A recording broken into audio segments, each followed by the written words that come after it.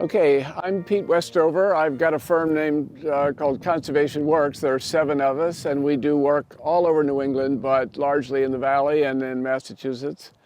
And I've been asked to talk today about conservation restrictions and also mention agricultural preservation restrictions because they're very similar in many ways. But I'll just start by giving you an idea of where CRs have been used around the state and some of the terrific projects that have happened, and then focus on Southampton because CRs have been part of the picture here, and I think going into the future, the hope is that they will be more so. And then talk to you about how how a landowner would go about getting a conservation restriction set up on their land, and then mention APRs at the end, I think.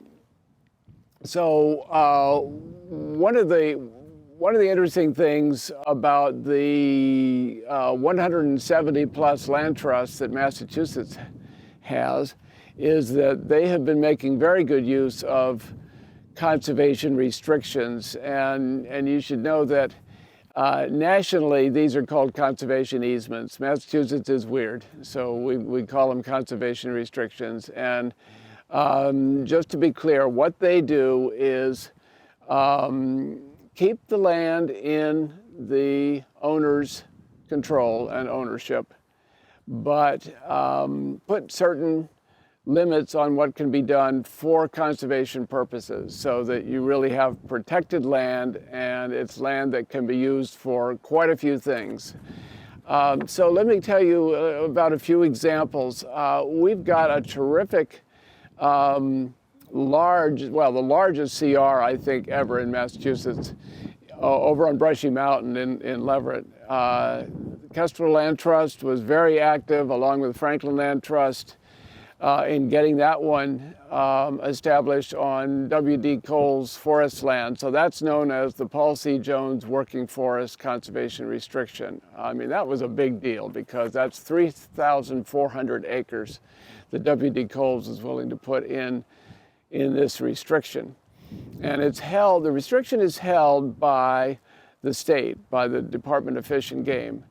And the way restrictions work is that they have to be held by a qualified organization. So that's either a town, like town of Southampton, or Kestrel Land Trust, or Franklin Land Trust, or one of the other land trusts in addition to the state.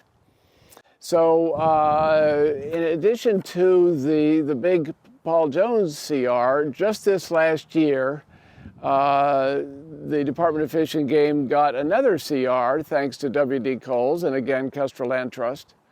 That's 2,038 acres. I was involved in doing a baseline report on those acres, and that is really beautiful terrain up there. But this again is working forest.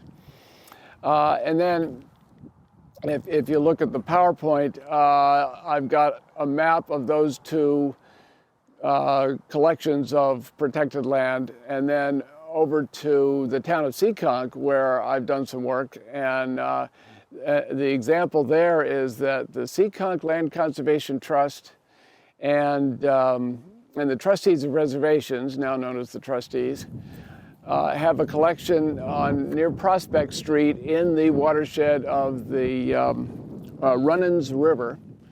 And there are 13, there's a collection of 13 conservation restrictions right there. And another, I think, 5 parcels owned by the Seekonk Land Conservation Trust. And altogether, it makes a really nice complex of protected land.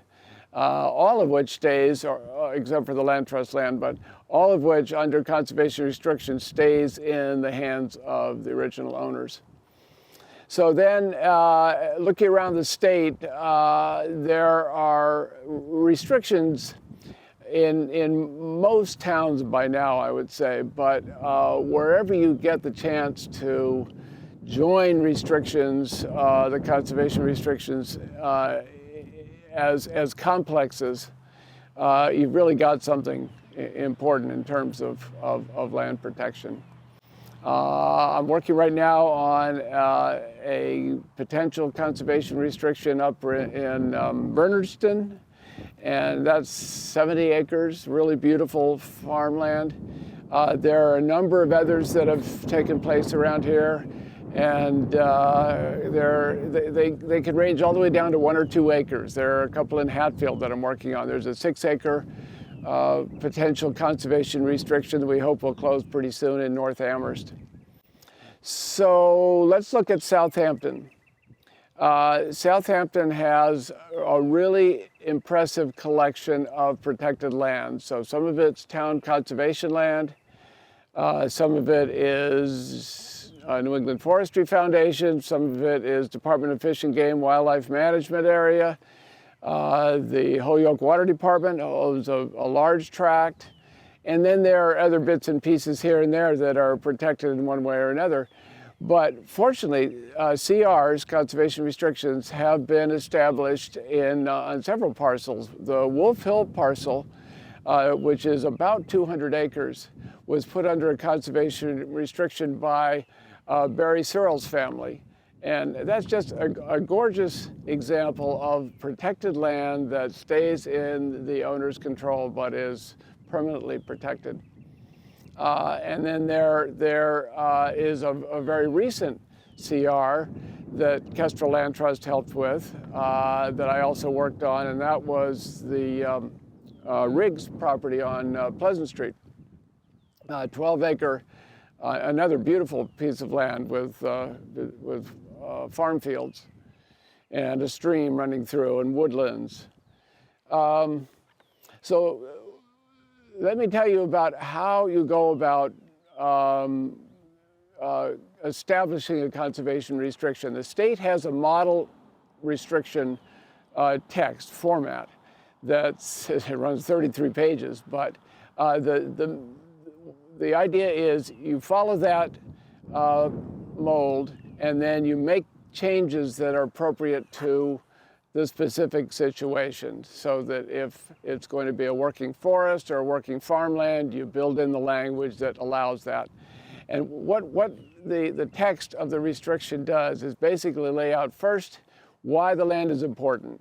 Is it biodiversity? Is it connections to other wildlife habitat? Is it scenery? Is it outdoor recreation? All of those are possible on restricted land. And then it lays out what you can and can't do going forward. And these restrictions are permanent. What happens is they get put under what's called Article 97, which is an amendment to the state constitution that makes conservation land in perpetuity, protected forever. It's very, very difficult, if not impossible, to take land out of this category. But to get the conservation restriction made permanent, you have to get the approval of the state, you have to get the signature of the Secretary of Energy and Environmental Affairs, and that then is recorded permanently in the Registry of Deeds. So one question that always comes up is how you pay for conservation restrictions. Fortunately, many people have been generous enough to donate restrictions. And I want to talk about a program that helps out donors by reimbursing some of the value of the gift. And it's called the Conservation Land Tax Credit Program, and it's been really busy lately. We've got a number of, Kestrel Land Trust has a number of projects that are in the pipeline to be closed before too long.